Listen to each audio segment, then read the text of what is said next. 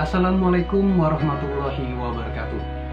Perkenalkan, nama saya Beni Sultan, mahasiswa jurusan Hukum Ekonomi Syariah, Fakultas Syariah dan Hukum Universitas Islam Negeri Raden Kota Palembang, Angkatan 2017. Dalam hal ini, saya akan memaparkan proposal saya yang diajukan sebagai salah satu syarat untuk memenuhi seminar proposal. Kita ketahui bersama bahwa negara Indonesia merupakan negara kesatuan yang berbentuk republik sesuai dengan pasal 1 ayat 3 Undang-Undang Dasar 1945. Dalam penyelenggaraan pemerintahannya, bahwa Indonesia terdiri dari beberapa daerah, kabupaten, dan kota. Selanjutnya, di dalam tiap daerah, kabupaten, kota terdapat satuan pemerintahan terendah yang disebut dengan desa. Dalam hal ini, desa merupakan suatu wilayah yang didiami oleh sejumlah penduduk yang saling mengenal atas dasar hubungan kekerabatan, hubungan ekonomi, hubungan sosial, maupun hubungan dalam hal keamanan.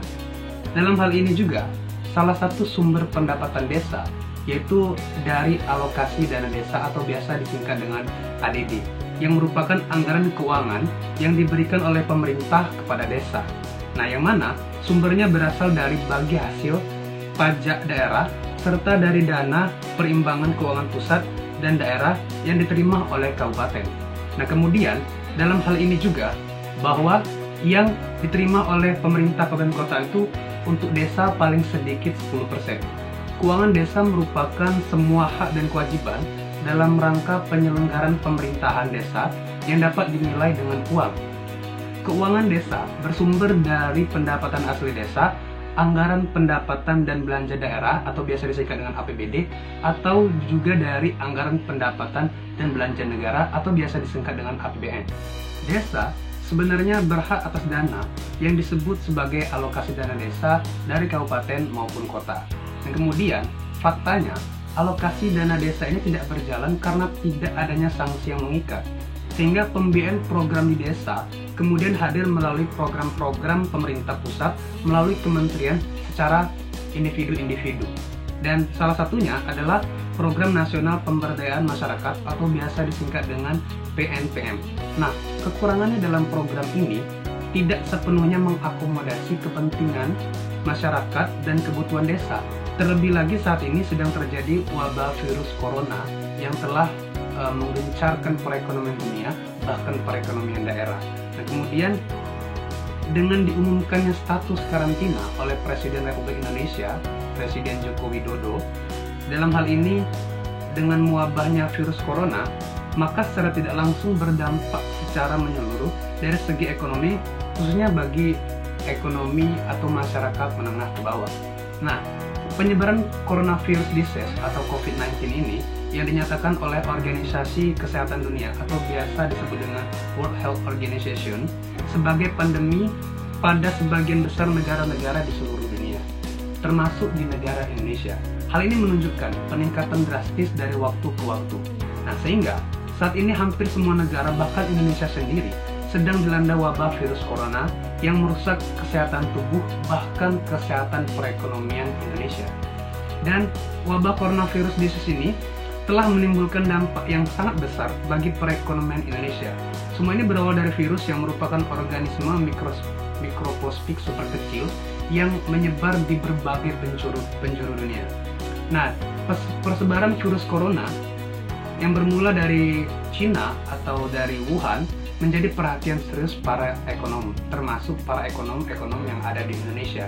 Bahkan, Menteri Keuangan Republik Indonesia Sri Mulyani pun menyatakan bahwa terlebih lagi di daerah-daerah terpencil yang menggantungkan hidupnya hanya pada pekerjaan seadanya dan terlalu banyak mengharap bantuan dari pemerintah, Indonesia cukup terhantam keras dengan penyebaran virus corona ini.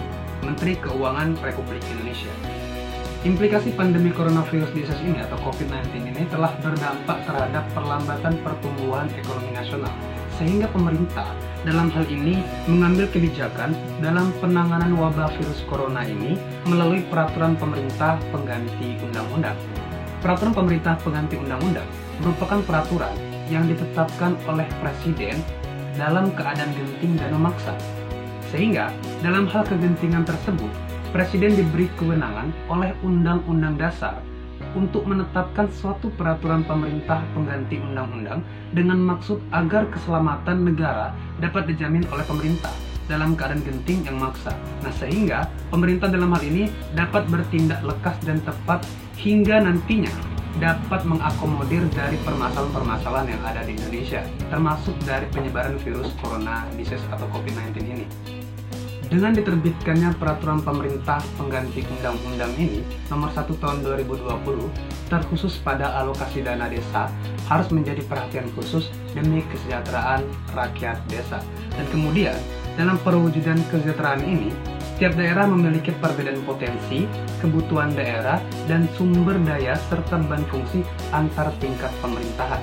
Dalam hal inilah, saya Benny Sultan ingin menggali lebih dalam lagi bagaimana pengaturan kebijakan keuangan negara dalam penggunaan alokasi dana desa berdasarkan peraturan pemerintah pengganti undang-undang yang ini, dan bagaimana tinjauan hukum ekonomi syariah terhadap peraturan kebijakan keuangan negara dan penggunaan alokasi dana desa berdasarkan peraturan pemerintah pengganti undang-undang nomor 1 tahun 2020 ini. Sekian dan terima kasih. Assalamualaikum warahmatullahi wabarakatuh.